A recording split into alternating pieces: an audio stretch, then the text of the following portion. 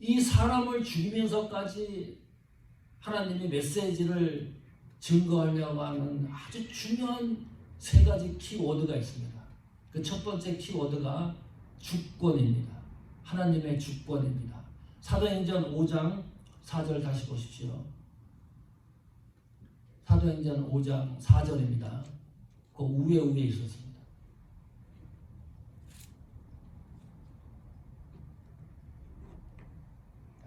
오 장 4절.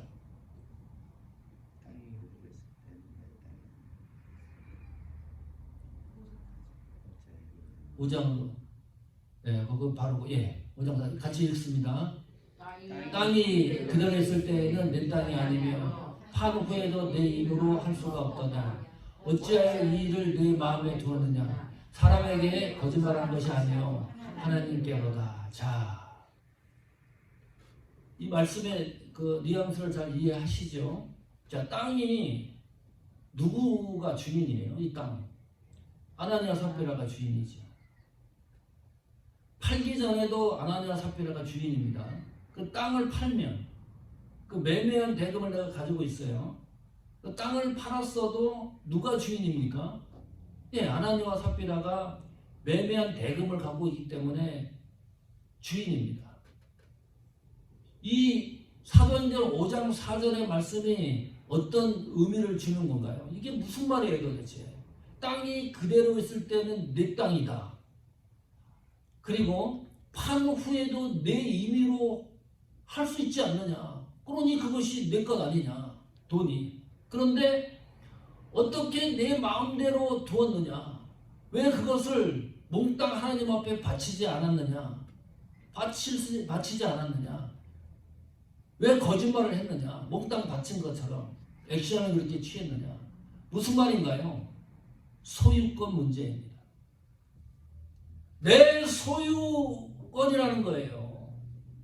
내가 가지고 있는 이 땅이 내 소유라고 하는 인식 때문에 하나님 앞에 몽땅 드릴 수가 없는 거예요. 무슨 말씀인지 이해갑니까? 내가 판 이 땅이 하나님의 소유라고 하면 몽땅 드리는 거 아무 문제가 없어요. 온전히 드리는 게. 그런데 아나니아 삽비라는 이 땅은 내 소유라고 하는 인식을 떨쳐버리지 못한 거예요. 얼마나 많이 있습니까? 우리가 내 소유라고 하는 인식이 버려지지 않으면 순간마다 하나님을 속일 수 있는 기법이 계속 발전합니다. 거기서 끝나는 것이 아니라 사람들을 보는 앞에 내 소유가 하나님 소유인 것처럼 들어지면서 내가 명성을 얻으려고 합니다. 자, 실제적으로 살펴볼까요? 내 소유가 아닌 것이 분명한 게 뭐가 있습니까? 빨리 생각을 해보십시오. 생명, 내 소유가 아닌 것 같아요. 그거는. 내가 마음대로 할 수 없습니까? 물질, 이게 총체적으로 얘기를 하는 건데 물질이 하나님의 소유다? 이거 100% 인정하기도 뭐하고 70% 60% 이해하기도 뭐하고 어쨌든 그 하나님의 소유다. 통 크게 그렇게 생각해 봅시다. 시간, 이거 우리가 마음대로 할 수가 없잖아요. 이거 하나님의 소유입니다. 그렇게 인정을 할 수가 있어요. 그런데 내 주머니에 있는 캐시 500불, 이거는 하나님 소유로 인정하기가 굉장히 어렵습니다. 내가 살고 있는 집, 이거 하나님의 소유다. 인정하기가 너무너무 어려워요. 내가 운전하고 있는 자동차, 이거 하나님의 소유다. 대단한 사람들이에요. 그 정도면 아나니아와 삽비라 같은 사건이 일어날 수가 없습니다. 무슨 말입니까? 아나니아와 삽비라 사건을 통해서 우리가 잡아야 될 게 있습니다. 하나님이 나를 주관하고 있다는 사실을 놓치시면 안 됩니다. 하나님은 내 주머니에 있는 1센트까지 하나님의 소유로 등기 이전하라는 거예요. 아나니아 삽비라 사건을 통해서 그것을 확인해야 됩니다. 내가 지금 하나님 소유로 등기 이전하지 못한 것이 있으면 이 시간에 몽땅 등기 이전을 해야 돼요. 실제적으로 그걸 보여주고 있는 거예요. 자유해라. 소유하는 것 때문에 머리 아프고 힘들지 말고 자유하라는 거예요. 그 메시지예요. 하나님이 나를 주권하시고 섭리하시고 통치하시고 이끌고 있다는 이 사실을 한시라도 놓치지 마라. 머리털까지 세신바 되신 하나님이 나를 주관하고 하신다는 이 사실을 놓치지 마라. 속인다고 하나님이 속는 분이 아니다. 아나니아 삽비라처럼 그 말씀하고 있는 거 아닙니까? 두 번째 키워드는 계획입니다. 하나님의 계획입니다. 이 부부가 매매한 대금을 조금 숨기고 드린 것이 뭐 그렇게 큰일입니까? 그런데 그것을 역사의 흐름으로 보면 초대교회 현상을 가로막는 일이 돼버렸어요. 단순한 문제인데 역사적 관점으로 보면 엄청난 반대 개념을 갖고 있는 거잖아요. 이것보다 큰일이 어디 있습니까? 내가 그냥 신앙생활하는 이거 자잘한 것 같은데 어떤 경우는 하나님 역사의 관점에서 그것이 하나님의 계획을 중단시키고 차단시키는 그런 일을, 그런 과정을 내가 걸어가고 있다고 생각을 해보십시오. 이 아나니아 삽비라 사건을 통해서 끔찍한 거예요. 그런데 하나님은 하나님의 역사를 중단시키는 분이 아니에요. 차단시키는 분이 아니에요. 한번 하나님이 계획했으면 끝까지 가는 거예요. 하나님은 이거 확실히 해야 돼요. 하나님이 우리 교회에 주신 계획이 있습니다. 여러분에게 주신 계획이 있습니다. 섭리가 있습니다. 하나님이 우리의 믿음을 붙들고 있는 역사가 있습니다. 하나님이 시시때때로 변하시는 분이 아니다. 하나님의 계획은 완성까지 성취시켜 나가시는 분이기 때문입니다. 이거 놓치지 말자. 오늘 아나니아 삽비라 이 사건을 통해서 하나님이 비상카드를 내놓은 거예요. 옐로 카드입니다. 빨간 카드입니다. 하나님은 교회의 거룩과 순결을 차단시키고 흐름을 지연시키는 것에 대해서는 단호하신 분이시구나. 하나님의 계획을 다시 한번 점검해보는 시간이 되기를 축원합니다. 세 번째 키워드는 은혜입니다. 자, 땅을 팔았지요. 얼마를 감추고 드렸습니다. 다 몽땅 드리지 않았습니다. 우리 생각에 이런 생각을 해요. 잘했다. 잘한 일이나. 아니, 그 다 드릴 수 있으면 좋지만 거기에 100만 불에 팔았다 그러면 10만 불, 만 불 하나님께 헌금한 거 그 잘한 일 아니냐. 그게 자꾸 어떤 생각을 하게 되냐면 그 생각의 판단이, 우리 생각의 판단이 이렇게 결론을 내리는 거예요. 합리적이다 이것이. 그렇게 생각하는 게. 그렇잖아요. 아니 100만 불 팔았는데 5만 불 헌금했다고 우리가 책망할 일이 있습니까? 잘했다 그러지 그것도. 몽땅 안 바쳤다고 뭐라 그럴 일이 있습니까? 우리 생각하고 판단하고 결론을 내리는 것이 합리적이고 객관적이고 이성적인 것이다. 이런 생각을 자꾸 하는 거예요. 이 사건을 보면서 자꾸 받아들이기도 어려워지니까요. 그런데 놓치는 게 있습니다.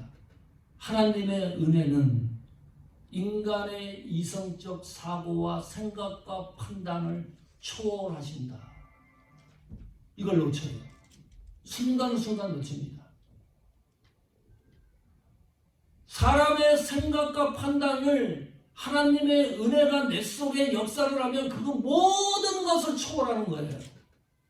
예수 믿어지는 것을 생각해 보십시오. 우리의 이성으로 믿어집니까? 합리적으로 믿어집니까? 내 생각대로 예수가 믿어집니까?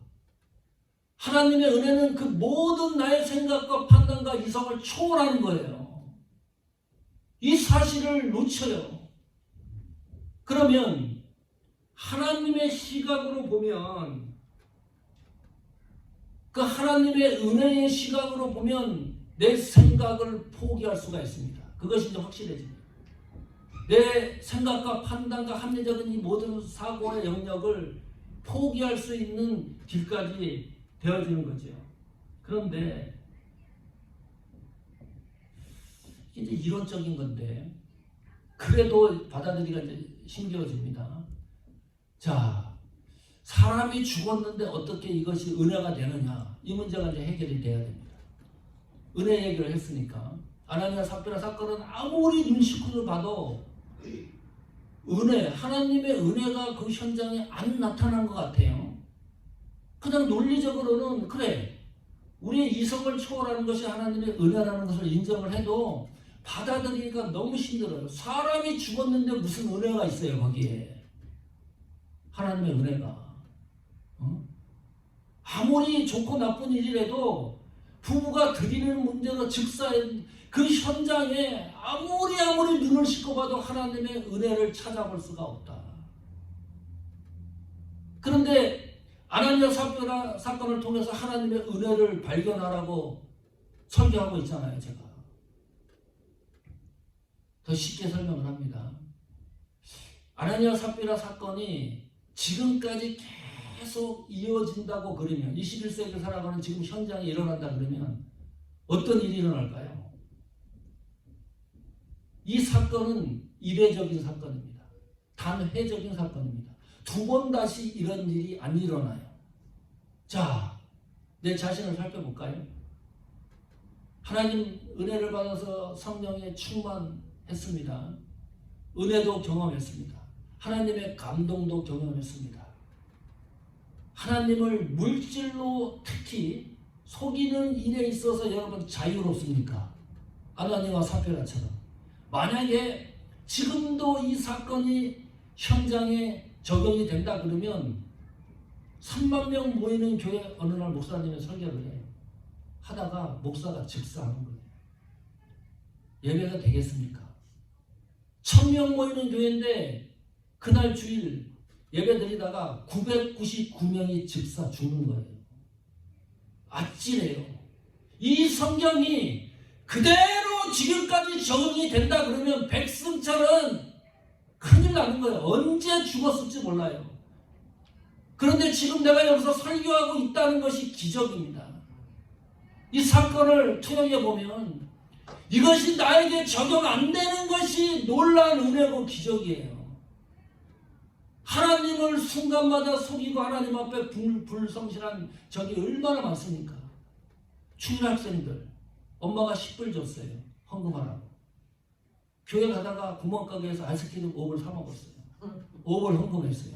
어른은 이해하겠지만 애들이 죽는다고 생각을 해보십시오. 이 말씀이 지금 적용이 되면 아나니아 삽비라 사건을 보면 너무너무 내가 예수 믿고 살아있다, 생존하고 있다는 것을 생각하면 이보다 더 큰 은혜가 없습니다.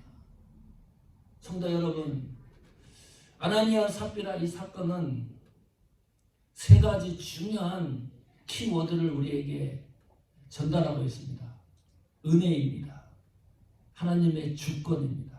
하나님의 계획입니다. 이 세 가지가요, 교회를 지탱하는 힘입니다. 그리고 우리 신앙을 이어나가게 하는 능력입니다. 이 말씀에서 강해지시기를 축원합니다. 하나님이 주시는 은혜가 사람들이 좋아하는 방식으로 흐르게 하지 말자. 아나니아 삽비라는 그거 한 거예요. 감추면서도 몽땅 드린 것처럼 사람들 앞에 나타냈습니다. 그런데 그걸 하나님이 다 알고 계시는 거예요. 하나님의 소유를 내 것인 것처럼 사람들에게 자랑도 하지 말자. 하나님이 나에게 역사하시는 계획이 사람들에 의하여 자랑거리가 되지 않게 조심하자. 우리 신앙에 있어서도 그렇고 교회도 마찬가지입니다. 사모하는 교회가 사람들이 좋아하는 교회가 되게 하지 말자. 세상에 유명한 교회가 되게 하지 말자. 사람들에게 인기 있는 교회가 되게 하지 말자. 하나님의 주권과 은혜와 계획, 이것이 아나니아 삽비라 사건을 통해서 전달해지신 하나님의 믿음의 역사입니다. 그 은혜가 충족되기를 축원합니다.